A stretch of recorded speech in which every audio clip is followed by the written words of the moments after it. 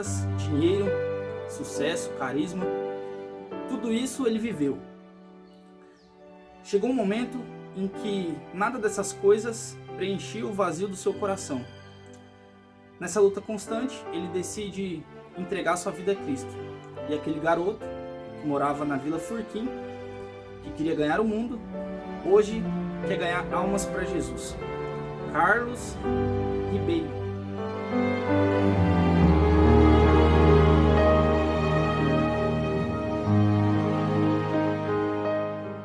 O famoso Carlitos.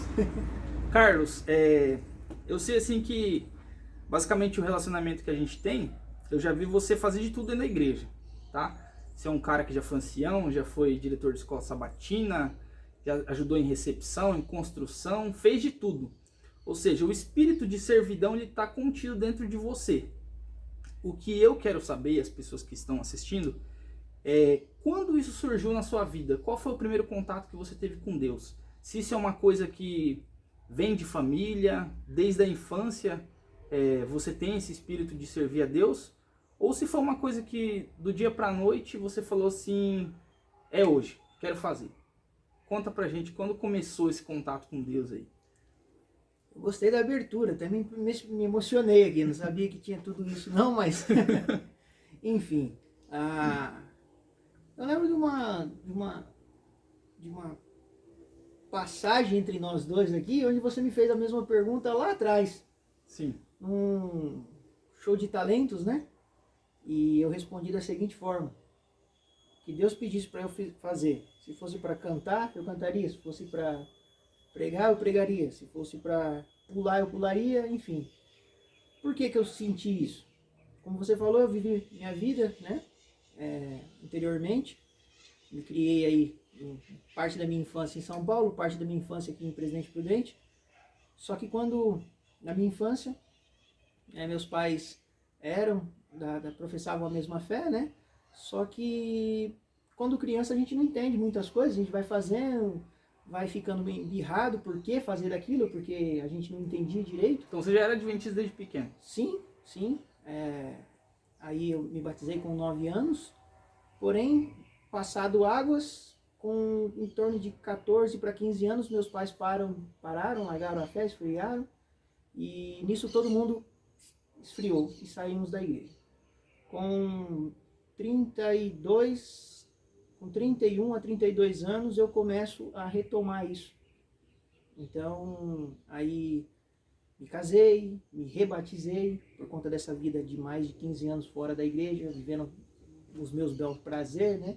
Aquilo que eu quis fazer e não aquilo que eu não dei a ideia de receber a orientação de Deus. E dentro disso eu me rebatizei. E quando eu me rebatizei, uma das coisas que surtiu muito foi essa sua pergunta. De não ir para a igreja para ser simplesmente como era antigamente. Porque eu já tinha vivido aquilo de ser um cristão, vamos assim, nominal. Sim. Então, tudo aquilo que a gente poderia estar participando, a gente se esquivava, enfim. E eu entendi que cada vez mais que eu estou fazendo algo para com Deus, a minha fé ela aumenta. Então, na verdade, eu tenho uma necessidade de fazer as coisas. Porque eu sei que isso aumenta a minha fé. Uhum. Então, me traz algo bom eu estar fazendo. E isso pode ser desde a construção, desde a pregação, desde o louvor, sim, ou aqui estar com você. Então, tipo assim, você falou pra mim que dos 14 você começou ali a mudança, né? De processo de saída da igreja. E com 30, 32 você começa esse processo de voltar. Nesse período aí vai dar em torno mais ou menos de 18 anos, né? 18, 16 anos. E aí, o que eu queria entender, nesse período que você estava, vamos dizer, divorciado de Deus aí, né? Você chegou algum momento em que você sentiu assim que não compensava acreditar em Deus? Qual era o contato que você tinha com a religião? Você chegou a largar tudo assim mesmo? Ou tinha aquele não tem contato? Como, não tem como. O Espírito Santo ele fica em você, né? Ele trabalha com você todo dia. Então, o que eu fazia ainda que nos foi ensinado desde criança? Orar. Quantas vezes eu orei bêbado ao pé da cama? Nossa. Porque eu tinha vamos dizer assim, uma obrigação de antes de dormir eu ter que orar. Então pelo menos uma oração por dia eu fazia, independente. Você sentiu um incômodo assim em Sim, relação a isso? eu tinha que ir ajoelhado ao pé da minha cama e orar. Então por várias vezes eu cheguei bêbado e orava, né? Uhum. E aí depois passava assim, não tinha remorso, não tinha nada, porque para mim era normal. Já estava Entendeu? acostumando no processo. Era né? uma tradição de fazer a oração. Só que eu vi que essa tradição, assim dizer, que os meus pais nos ensinou, né, de orar antes de dormir e também na hora do alimento e tal. Só que essas aí a gente acaba passando, né? Quando você tá, aí você esquece. Mas mesmo assim, a gente sempre fazia. E isso ia nos trazendo relembranças, tal. Uhum. Mas era a única coisa que sobrava. Aí hora mais, hora menos, alguém convidava para ir numa igreja, você ia, aí chegava lá, você não se sentia bem, porque... Mas você chegou falava, algum não era irmão bem assim da assim. igreja adventista te chamar para Ih, ir aos não, cultos? vários. Entendi. Assim, por um tempo, né, a gente também, assim, as pessoas tentam, aí você, quando tem hora também que a gente acaba falando assim, não quero mais ninguém, aí o pessoal também respeita. Mas tentaram várias vezes, mas se não partir de você, pode ir o mundo inteiro te chamar e você não aceita. Dentro desse processo que você me contou, que houve o afastamento, você ainda tinha um certo contato entre orações, visitações aí de irmãos, né? Foi em outras igrejas também, né? Assim, esses convites para ir em outras igrejas também foram poucos, porque geralmente eu já negava, eu não ia. Você já tinha uma verdade dentro de Sim, você, não né? tinha, não tem como. Eu sabia que o caminho era aquele, eu não queria aquele caminho. Eu não aceitava outros também, porque eu sabia que para continuar errado, continuo eu fazendo o que eu estou fazendo. Você fala pra mim, dentro desse processo todo que você viveu, qual foi o fator primordial que fez assim colocar na sua cabeça, não, senhor, por causa disso eu tenho que voltar? Existe alguma coisa assim que chegou no ponto e falou assim, Carlos, você tem que voltar, e você entendeu que aquele processo que passou ali foi o crucial para te trazer para a igreja? Foram vários, não foi um só. Eu entendo muito claramente que Deus trabalha com a gente todos os dias, nos convidando. Então, dentro desses 18 anos, toda vez Deus ele me fez o convite. E eu vou até dizer aqui algo que, tipo, é totalmente aleatório à vida cristã, mas vamos assim dizer. Eu sempre gostei de me envolver, sempre gostei de ajudar. Isso é uma coisa minha, como você fez a primeira pergunta lá. Por quê? Eu sempre gostei de estar ativo, né? Onde fosse, eu gostava de estar ativo, de fazer parte, de ser um braço, entendeu? Então, enfim, aí nisso aí eu me envolvi com o pessoal, numa época da minha vida, entre os 18 até os 20, 22, 23 anos, acho que foi isso, até um pouco antes. O pessoal, uma galera muito boa do hip hop, né? Mas o nosso hip hop ele era sempre consciente, a gente não bebia, a gente não fumava, a gente não usava as drogas. A gente ia para a parte da ideia legal do movimento, né, em questão. Hoje banalizou bastante, como tudo na vida, mas assim, naquela época era legal ainda. E a gente conseguiu ajudar bastante gente, tiramos vários amigos nossos por um período, né, e muitos saíram literalmente da parte da droga. Mas como não era nada de Deus, às vezes tinha uma recaída e tal. Muitos amigos nós perdemos por conta de vício, por conta também de outros problemas. Mas teve uma época que aconteceu um fato muito interessante. Eu, quando criança, a gente ia para a igreja, eu via sempre uma pregação, alguém dizer que sem a sua estrelinha você não ia entrar no céu. E eu era uma criança muito tímida. Hoje não parece. Mas eu era uma criança muito tímida, cara. A gente tinha o ponto de chegar alguém em casa, a gente ia entrar para dentro do quarto, deixar a luz apagada, a porta entreaberta, para falar, não tem ninguém não, né? E a gente se escondia. Eu falo a gente porque meus irmãos também eram mais ou menos assim. Você era muito de criança, né? Não era só você. Eu também já fiz isso aí bastante. Era se esconder. Os irmãos da igreja chegavam e ó... Não tem ninguém! Não tem ninguém! Como não tem ninguém? E aí eu sempre tinha isso na cabeça, falava, como que eu vou conseguir, né, levar a palavra de Deus para alguém? Como que eu vou conseguir ter a minha estrela, ter a minha estrelinha? Como que eu vou conseguir fazer parte nessa missão que não é nos dada. E nisso eu desanimava. Eu falava, não consigo contribuir com nada, então eu vou partir. E nisso aí, uma vez, a gente dando aula, a gente fazia projeto social todo final de semana, a gente ia em várias escolas, né, ensinar arte, que era o grafite, ensinava dança também, que era o break, e tentava ali dentro da ideia, da ideologia, né, do movimento ali,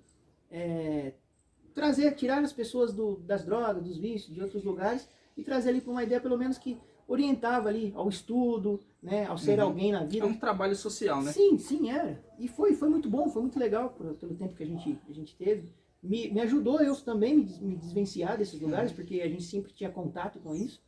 E, enfim, aí teve um dia, eu lembro, eu estava lembrando essa semana, foi um fato engraçado. Tinha uma menina que chamava Jaqueline. Ela ia numa outra denominação e ela sempre estava ali junto com o pessoal. E ela não dançava nada, ela sempre estava ali porque ela gostava de estar no meio de todo mundo, né? E aí nessa escola a gente ia no dia de domingo e aí era da 1 da tarde até as 3, 4 horas a gente ficava lá. Aí no primeiro domingo ela falou, Carlos, quero falar com você. E aí eu nem dei assunto, tal, e fui embora. Passou no domingo, ela falou, preciso falar com você, não vai embora, eu preciso falar com você. Eu falei, tá bom. E eu achando que era aquele negócio de paquerinha, tal, eu falei, tô fora, né, não vou partir. Aí pegava e ia embora. Eu sei que no terceiro domingo, ela não chegou ali durante o treino e tal. Aí quando eu tava acabando, ela chegou, ela parou na porta, ela ficou me encarando, eu falei, vixe. Aí na hora que eu tava indo embora, ela grudou no meu braço e falou assim, você não vai embora hoje se eu falar assim, não falar com você. Eu falei, tá bom. Aí eu só fui, troquei de roupa pra ficar suado, sujo, não ficar... Aí fui lá, ela veio e falou pra mim, falou assim, ó, eu não sei o que significa, eu não sei o que é, mas eu tô sonhando já faz todos esses dias aqui, e o sonho é esse. E aí ela falou a seguinte coisa, ela falou assim, sonho eu que você está diante de Jesus. A moça falando pra mim. E ela falou assim, e aí Jesus fazia uma única pergunta pra você, o que você fez por mim? Nossa. Na hora que ela falou isso aí, eu já gelei, né? E aí ela catou e falou assim, e aí você balança a cabeça e responde para Jesus que você não fez nada. Aí eu falei, literalmente, né? Porque eu sei e tal, né? Já tinha aquela concepção. E aí ela fala que Jesus coloca a mão no meu ombro e fala, olhe para trás. E quando eu olhava para trás, tinha um monte de gente. E assim acabava o sonho. E eu tô aqui para te dizer isso porque desde o primeiro dia eu durmo e sonho com esse sonho. Eu durmo e sonho. Então agora eu acho que eu vou ter paz. Nossa. Agora eu não sei o que significa. Chega a arrepia. E nesse momento eu sentei, eu tinha 19 anos. Eu sentei no chão e aquilo ali, né, me tocou bastante. E aí eu perguntava para Deus como. Como que posso fazer isso? Olha a minha vida do jeito que está hoje. Eu não tinha nenhuma pretensão de voltar. Não queria voltar a viver a vida. Tinha muita coisa a conquistar, né? Como tinha trabalho para conquistar, tinha coisas para conquistar, tinha uma vida, 19 anos, tinha uma vida, um mundo inteiro para conquistar. Então, assim, só que depois disso, eu sempre sabia que uma hora ou outra eu ia voltar. Esse foi, então, meio que o fator de virada ali da sua vida que mexeu. Mexeu, mas não virou nada, né? Não virou nada. foram mais 12 anos aí, 12, 13 anos vivendo uma vida. E dentro desse processo, existe algum momento assim que você lembra que você fala assim, esse momento foi um dos momentos mais tristes da minha caminhada? A morte da minha mãe, né, cara? Você acha que aquilo ali marcou? Foi algo trágico, né? Foi algo assim, bem triste e isso marcou, mas assim... Você acha que foi o mais difícil também? Foi o mais difícil, mas não nos fez nos aproximar de Deus. Não conseguiu te aproximar de Deus? Pelo contrário, né? Revolta... Você ficou com mais raiva? Ah, sim. Revolta, raiva, e tudo isso eu canalizava. E é interessante, né, que no mundo corporativo, na parte das...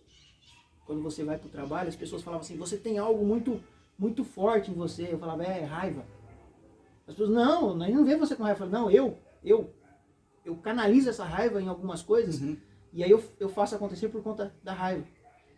E aí depois eu fui ler até algumas coisas e vi muitas pessoas que pensam da mesma forma, onde você canalizando a raiva, ela é um setor de motivação maior do que o amor. Geralmente, às vezes as pessoas falam assim, a dor traz você de volta, né? É. Mas nesse caso não ajudou. Não, é porque uma oração que eu sempre fiz, essas que eu fazia, eu sempre pedi a Deus para que nunca eu voltasse pela dor, porque pela dor eu não voltaria. Nesse processo, então, qual foi o mais feliz, assim, o momento mais feliz que você viveu? Aí também tem vários, hein? Tem vários. Tem vários. Uma das mais marcantes. O Sandro. Sandro?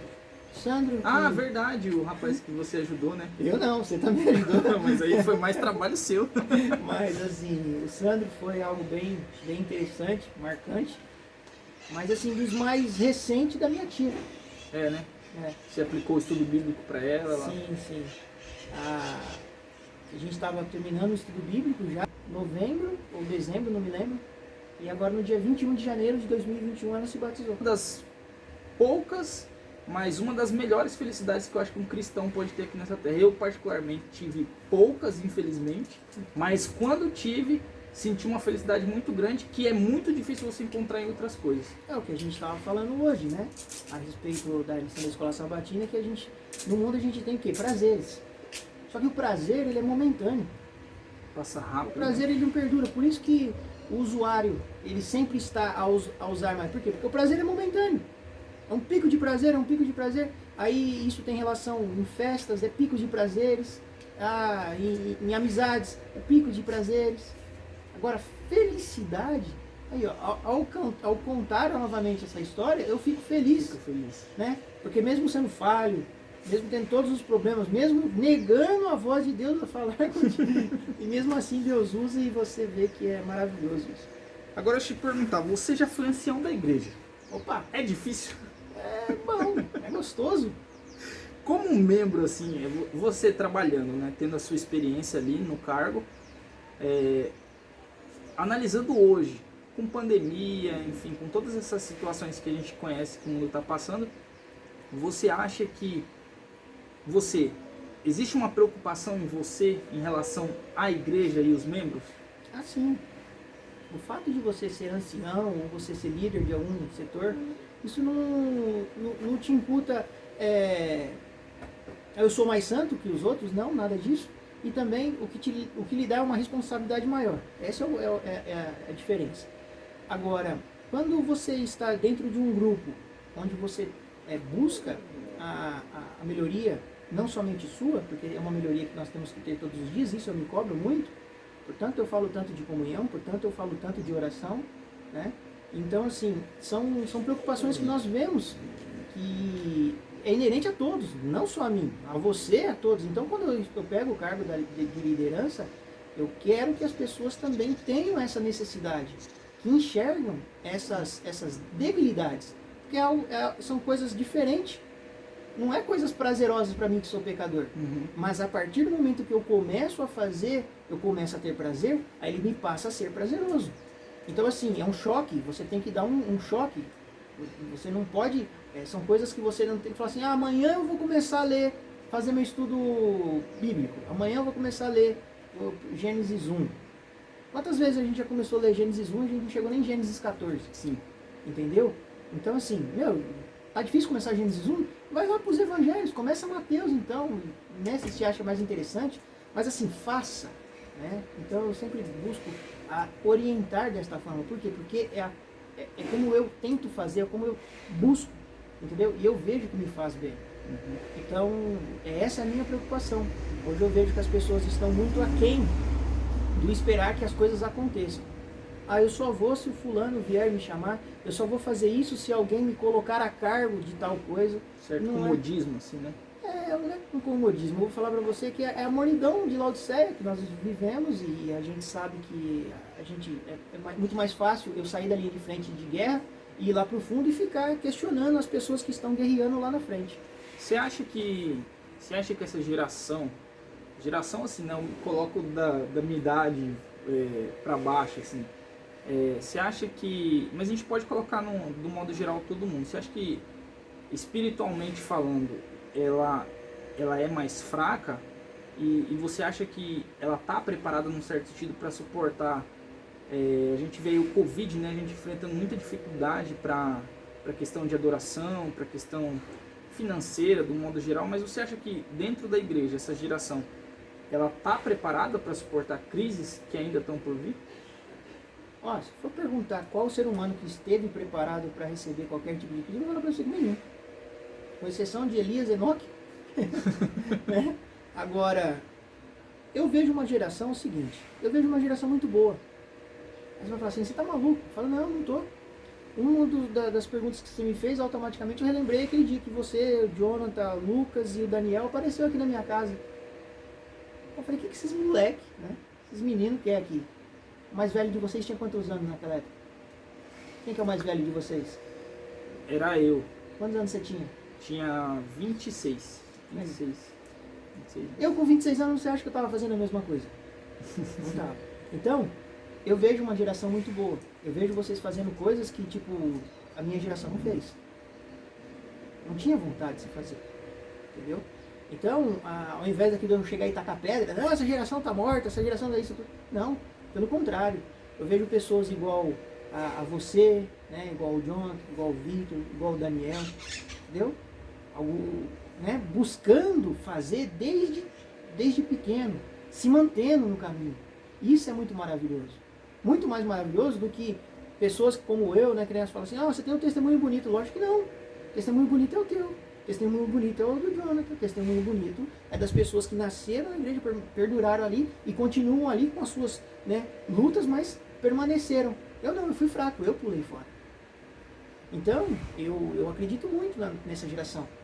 E acredito mais ainda na geração que vem. Mas o mundo está todo deturpado. Sem problema, ele sempre teve. Antes do dilúvio era pior ainda. Então, assim, é uma geração que tem muito conhecimento. Uma geração que, quando quer, faz o mar abrir. Entendeu? Basta querer.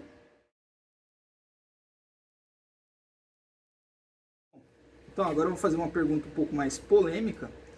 Né? Acredito que, como você já foi ancião, você já deve ter passado por esse tipo de situação dentro da igreja, que é um assunto que divide muitas opiniões, que é a questão do perfeccionismo.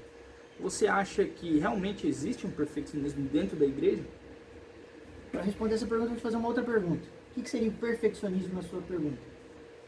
Hoje em dia as pessoas têm confundido, né, a questão do perfeccionismo. Tem pessoas que acham que se você é vegetariano, você é perfeccionista. Uhum. Se você deixa de assistir ou fazer certas coisas, você se torna perfeccionista. Ellen White, ela tem uma opinião diferente a respeito disso, né? Uhum. E assim, na minha visão, o perfeccionista é aquele que às vezes inventa algumas doutrinas que não existem, né? Quer seguir um estilo de vida da qual a Bíblia não orienta, né? Nem o espírito de profecia. E eu acredito que as pessoas têm confundido a respeito disso, né? Algumas têm sido taxadas de perfeccionistas simplesmente por às vezes querer fazer a vontade de Deus. E é uma coisa assim que, se você vai entrar no assunto, você causa uma certa discussão, né, em relação a isso. Então, perfeccionismo seria algo assim que vai além do que está na Bíblia. Acredito que vai, às vezes, até contra o que está na Bíblia. É o farisaísmo que existiu na época de Jesus. Ok. Assim, existe um movimento, né? E aí, para falar ele ganha força por conta de um outro movimento também chamado liberalismo. Então, assim, se partirmos pela ideia do cristianismo, ele vai ser sempre equilíbrio. Tudo que se destina, que destoa, né, que sai da nota, está errado. Então, a ideia do perfeccionismo, né, do agir de forma onde eu não erro, onde agora eu sou extremamente coerente com a palavra, eu sou a própria palavra, está errado, né? Só eu tenho razão, está errado, está errado. Deus já falou, a única verdade que existe é a Bíblia, né? E dentro disso, de todos aí, a gente vai usar. O que eu vejo assim, acabo vendo nas pessoas que agem dessa forma, né? Lembra do amor que a gente acabou de falar? Que é a ação? Uhum. A gente vê pouca. Os perfeccionistas verdadeiros, eles têm pouca ação. A ação deles é comentar vamos falar assim, pescar dentro de aquário, né? Querer desvirtuar as pessoas que estão a caminho ou outros que estão querendo conhecer a Jesus, e aí se mostra um Jesus onde ele é um cobrador de, como que eu posso dizer, de mudanças de hábitos explícitas em alguns pontos para que você se torne mais santo. Isso, biblicamente falando, não tem coerência. Coerência existe no quê? Numa saúde alimentar, isso existe coerência, né? De morrer o próprio eu e viver Cristo, isso tem coerência. Só que se a gente vai dentro dessa coerência, você vai ver que dentre os maiores é o amor. E o que seria esse amor? O amor seria o amar ao próximo, é agir pelo próximo, é estar com o próximo, é buscar a Deus também, em todos os momentos, sendo Deus, Ele, o discernimento seu. Então, essa parte do perfeccionismo, onde eu começo a destinar, a focar, não mais no próximo, não mais a Deus, e ficar agora no foco do que realmente eu estou, vamos supor, usando, comendo, e da forma que eu vivo, agora, Carlos, então você está falando para mim que essas três coisas não têm prioridade dentro da igreja? Dentro do cristianismo? Sim, tem. E muito. E muito. Só que assim, se eu sou cristão, eu sei qual que é a vestimenta que me cabe e qual que não me cabe. Existe uma conduta, né? Não, existe um padrão. Existe um padrão e todo mundo sabe. Todo mundo sabe. Coisas que a gente vive discutindo, né? As mulheres com a maquiagem. Só que hoje não tem só as mulheres com a maquiagem, tem os homens com as roupas apertadas, tem as mulheres com as roupas apertadas e transparentes. Enfim, o cristão sabe. Agora, se eu coloco isso como um mérito de salvação, para que a pessoa... Porque assim, se a pessoa está usando, eu não preciso falar para ela, filha, você não está convertida. Uhum. E aí não entra o perfeccionismo, aí entra o liberalismo. E aqui também não estou falando que está certo. Não compartilho nem com o liberalismo, nem com o perfeccionismo. Entendi. Né? Ah, pode entrar de qualquer jeito na igreja? Não, não pode. Isso não te torna um perfeccionista, né? Isso Então, faz de você uma pessoa que está seguindo as orientações que Deus ordenou. Exatamente. E toda vez que a gente cai para isso, Ellen White mesmo, tô lendo esse livro aqui, ó, o Evangelismo, e uma das coisas assim, até para não ficar longo, ela tem duas citaçõezinhas aqui bem simples, logo no início do livro, onde fala a respeito da diversidade de ideias, que é maravilhoso as pessoas serem diferentes. Diferentes assim. A sua naturalidade é da onde? Paraense. Paraense. Eu sou prudentino. Então eu sou daqui, eu tenho uma outra... Você paulista, eu já sou... Né? Justamente. Agora, essa diversidade dos gostos que você tem, dos gostos que eu tenho, quando chega em Cristo, morre na cruz. Acabou a nossa diferença. São diferenças que se afunilam até... Exato. Não pode ter destinação ali. Não pode agora... Ah, não. Chegou na cruz. Ah, mas eu sou mais santo que o Rafael. Por quê? Ah, porque eu não... No dia de sábado eu não uso camiseta. Pô. Tá aqui a diferença, né? Não, coloquei por conta do vídeo. Você chegou aqui em casa, você viu que eu tava de regata e de short. Mas...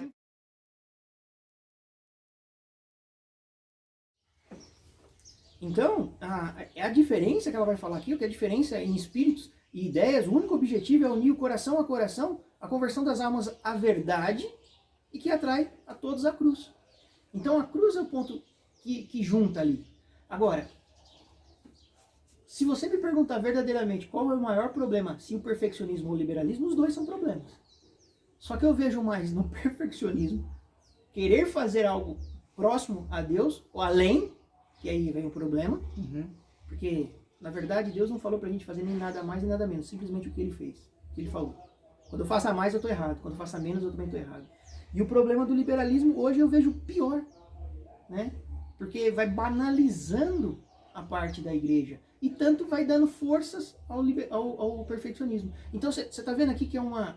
Os dois vão para um extremo. E os dois não, os dois arrastam para longe da cruz. Sim. Esse é o problema. Esse é o maior problema.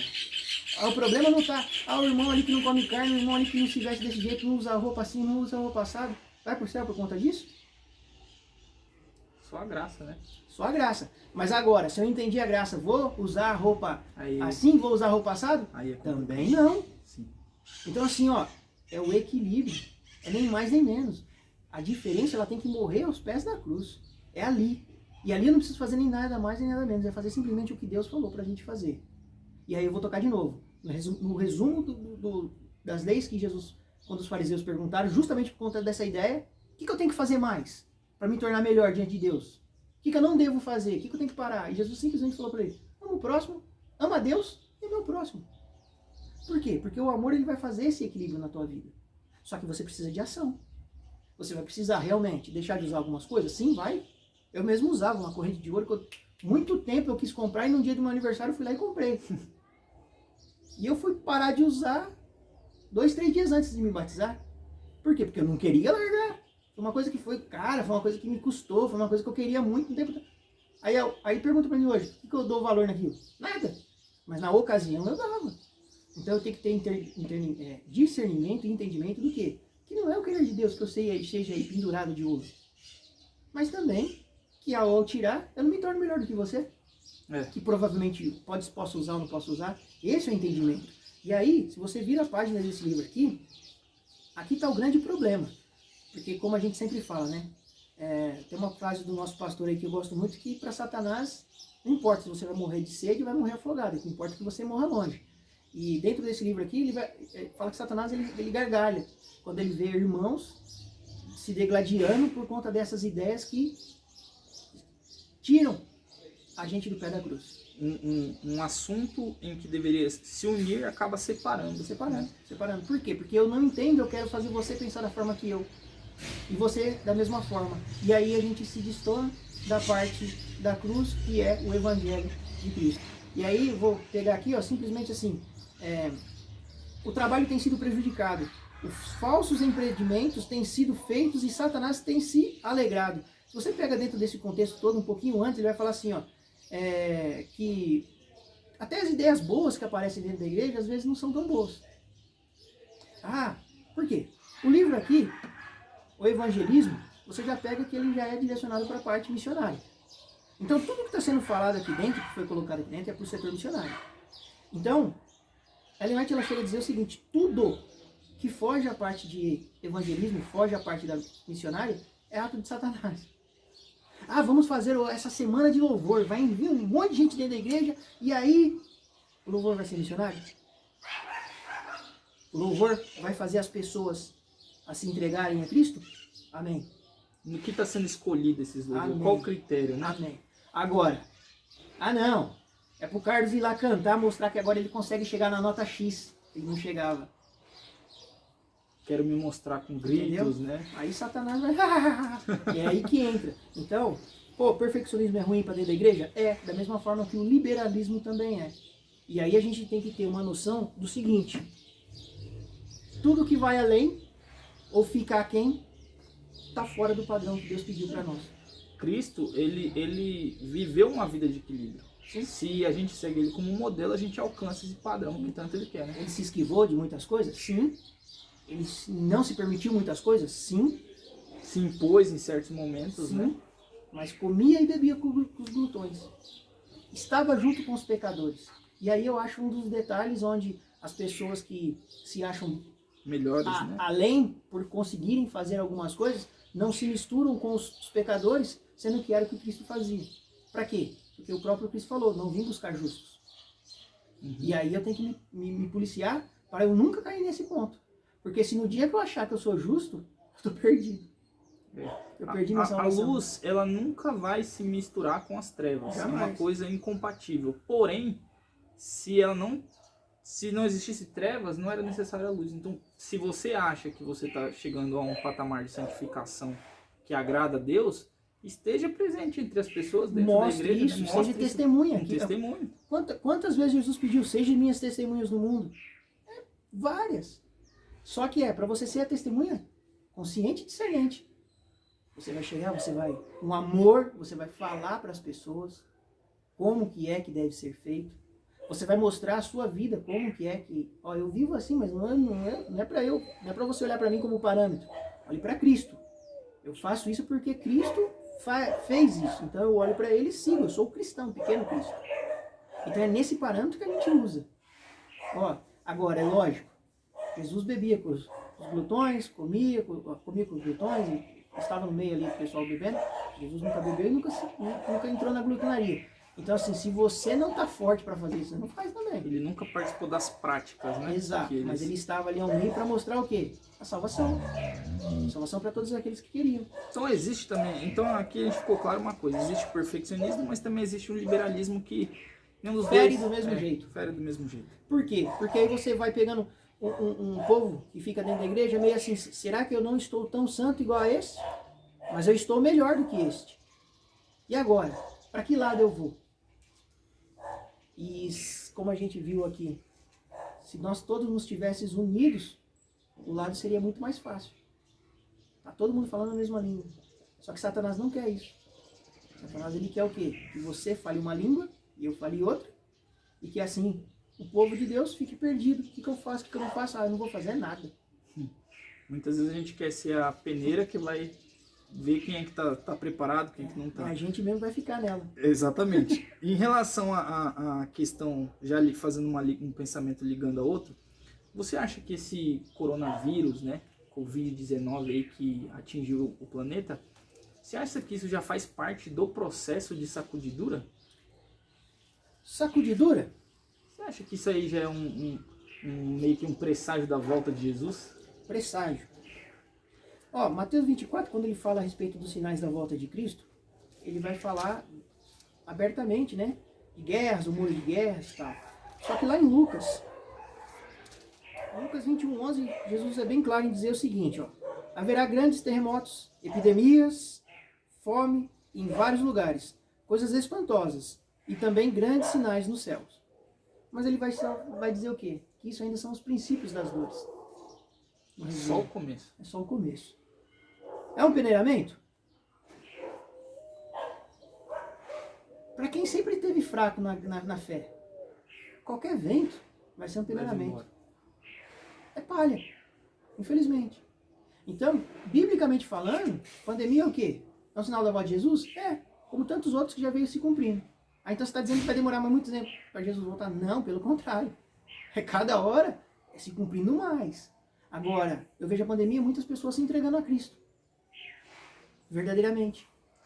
Por conta do quê? Do alerta. E aí eu vejo os anjos, em Apocalipse, segurando os ventos. Ao invés de, soltar. Por quê? Porque ainda, como o próprio Jesus falou, existem muitos ainda fiéis que estão em outros apriscos. E esses hoje eles estão vendo e estão vindo. Estão saindo de Babilônia e estão vindo para a igreja verdadeira. Igreja verdadeira, eu falo a igreja de Deus, a igreja de Cristo. Então, dentro disso, você vê o cumprimento. Agora, peneiramento ele sempre existiu. Não fique eu e você achando que vai chegar um tempo, ou eu estou aqui ainda hoje, eu passei por esse peneiramento. Sempre vai existir, sempre. O joio sempre vai estar lá, atrapalhando, né? Não deixando a obra ir. Agora, aqueles que são retos, a Bíblia fala, se cuida para que você não caia. Então, peneiramento é todo momento. É lógico, vai existir um peneiramento mais ferrenho, eu acredito ainda, tá? Mas já acredito também que todo momento, antes da pandemia, já estava acontecendo. Quando que era o peneiramento? Eu não concordo com a ideia do fulano, então eu não vou mais para a igreja. É um peneiramento. Eu saí da igreja? É um peneiramento. Eu me auto-tirei ali, né? Eu deixei não suporto mais conviver com o irmão X. Cadê o amor? E no céu? Quem que vai pro céu? Você ou ele? Tem uma frase que fala, você sempre quer ter razão? Ou você quer ter sempre razão? Agora me fugiu. Mas assim, às vezes, mesmo tendo razão, cara, pela humildade, baixa sua bola um pouquinho, ouve e tal, legal. Se não for prejudicar, tá bom.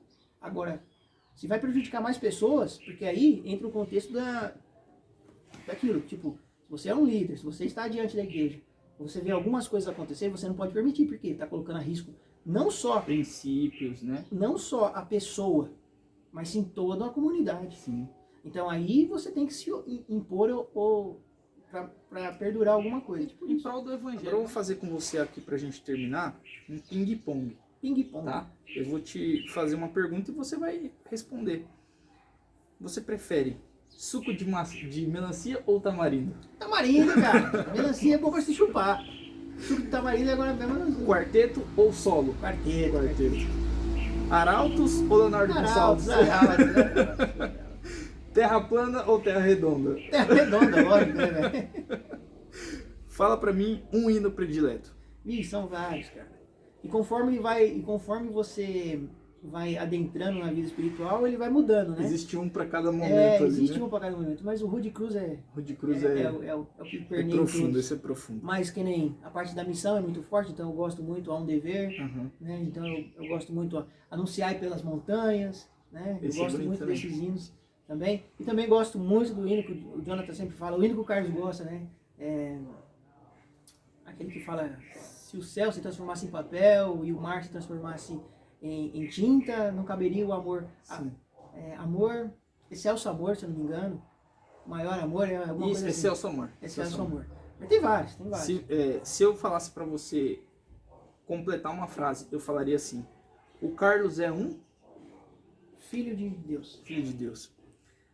Um pensamento que você sempre tem, que você sempre carrega com você. Creio que um pensamento, assim, que sempre permeia, eu posso fazer mais. Sim. Eu Questão posso de fazer servir, mais. né? Do servir. Um versículo. Um versículo? Cara, eu acho que é a maior promessa, né? João 14. 1, 2, 3. Um sonho. Concluir aquele sonho que a Jaqueline me foi mostrado. Esse é meu sonho. E um medo. Não consegui concluir. Personagem da Bíblia que você mais admira. Rapaz, tem muitos. Jó. Pô, Perseverança. ser reconhecido ali, né? A gente vê a linguagem, né? Estudando a lição da escola sabendo, você vê a linguagem de Moisés. A mesma linguagem que foi atribuída para Jó, foi atribuída para Moisés. Servo bom, justo e fiel. São as frases que eu quero ouvir de Cristo quando ele me receber. Servo bom, justo e fiel. Entrai na herança do Pai. Está com...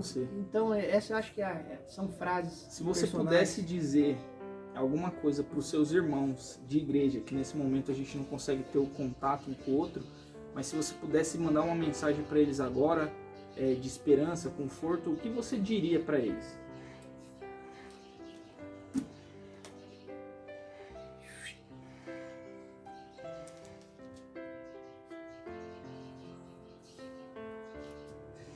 Hebreus 10, 39. Nós, porém, não somos dos que retrocedem para a perdição.